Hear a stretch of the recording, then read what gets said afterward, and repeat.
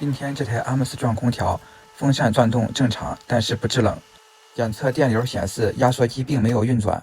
我们断电以后测试一下压缩机的启动电容是不是正常。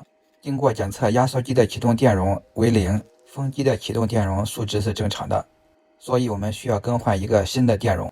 但是因为今年夏天超长时间的持续高温，导致很多空调的电容出现故障。现在我们所在地区的所有供货商这种电容都没有库存，所以今天只能用这种电容 Boost 提供临时的解决方案，让客户在高温下能有空调使用。安装之后检测空调运转正常。学到了，点个关注呗。